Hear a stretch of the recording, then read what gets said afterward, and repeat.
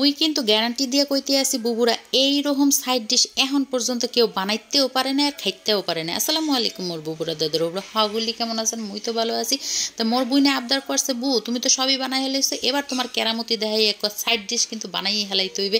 তাই যেই রকম কথা সেইরকম কাজ, কিন্তু ফ্রিজ খুলতে যাই দেখি যে এক ডিম আছে আর এক টুকরা মুরগির মাংস আছে।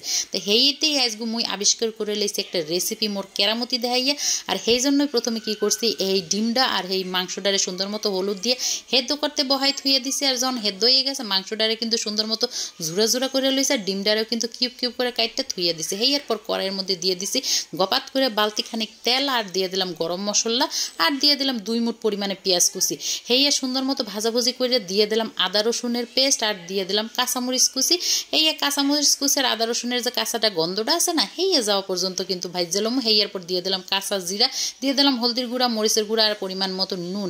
হেইয়ার পর দুগ্গা টমেটো কুচি কুচি করে কাটতে দিয়ে দিব। আর এই গল্লে যাওয়া পর্যন্ত নাইটে সেরে লমু।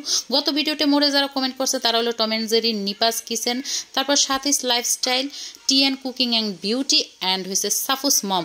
ধন্যবাদ বুবুরা দাদারা মোরে যারা কমেন্ট করছে সবাই অসংখ্য ধন্যবাদ। পরবর্তী ভিডিওতে আমনেও যদি চান আমনের নামটা মোর ভিডিওতে চলে আসে, তাহলে দ্রুত করে কমেন্ট করে এলাম কেরা কোন হাইন্দা মোর ভিডিওটা দেখতে আছে। যাই হোক, কথা কইতে কইতে ওইদিকে কিন্তু মুই টমেটোটা একের গল্লে যাওয়া পর্যন্ত মাঝখানে একটু পানি দিয়েও কিন্তু সুন্দর মতো একেবারে কষাই লইছি। হেইয়ার পর কষানো হইয়া গেলে এই যে মাংসের ঝুড়ি আর ডিমটা কাটতে রাখছিলাম, হেইয়া কিন্তু সুন্দর মতো দিয়ে দিতে হইবে। দিয়া লাড়াচাড়া করতে হইবে। লাড়াচাড়া করতে করতে যখনই ভাজা ভাজা হয়ে যাবে, সামান্য আবার একটুখানি পানি দিয়ে দিলাম, আর অল্প কয়টা কাঁচামরিচ দিয়ে দিলাম সুন্দর একটা ঘ্রাণের জন্য। হেইয়ার পর ঢাইকা অনেকখানি রান্না করছি যতক্ষণ না পর্যন্ত পানিটা টাইম না তেলটা একেবারে সুন্দর মতো ভাইসে উপরে উঠটা চলে আসে। যাই হোক, যখন এরকম ভাজা ভাজা হয়ে যাবে তখনই আরেকটা আন্ডা অর্ধেক মোটদারে আসলে হেইয়া কিন্তু সুন্দর মতো মুই ফেডাইয়া এর মধ্যে দিয়ে দিছি।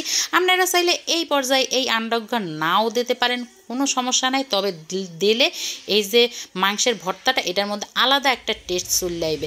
যাই হোক, ভাজাভুজি করিয়া তারপরে এর মধ্যে লাস্টে কিন্তু মুই ধনিয়া পাতা দিয়ে দিছি। ধনিয়া পাতাটা দিয়ে যতক্ষণ না পর্যন্ত মাংসটা একেবারে ভাজা ভাজা হইবে ততক্ষণ পর্যন্ত নাড়াচাড়া করতে হইবে। যখনই ভাজা ভাজা হয়ে যাবে তখনই কড়াইতে সুন্দর মতো উড়াই হালাইতে হইবে। দেখতে কতটা লোভনীয় হয়েছে মোর বুবুরা দেখলেন, দেখতেই কিন্তু একেবারে ফ্যান্টাস্টিক হয়ে গেছে। কি মুই কি সত্য কথা কইছি না মিথ্যা কথা কইছি, হেইয়া কিন্তু মোরে কমেন্ট করে অবশ্যই জানাই যাবেন। তো মোর আজকের এই স্পেশাল একেবারে ইউনিক এই মাংসের ভর্তাটা আপনাদের কেমন লাগছে জানাইতে কিন্তু মোটেও বলবেন না। তা খাওয়ার সময় কিন্তু এক টুকরা লেবু লইতেও মোটেও ভুলবেন না। মোর ভিডিওটা যদি খানিও কোথাও ভালো লাগিয়ে থাকে মোর বুবুরা দাদুরা, তাইলে কিন্তু লাইক কমেন্ট শেয়ার করতে মোটেও ভুলবেন না। আর আমনের টাইম লাইনে অবশ্যই শেয়ার করে দেবেন। সবাই ভালো থাকবেন, ধন্যবাদ, আসসালামু আলাইকুম।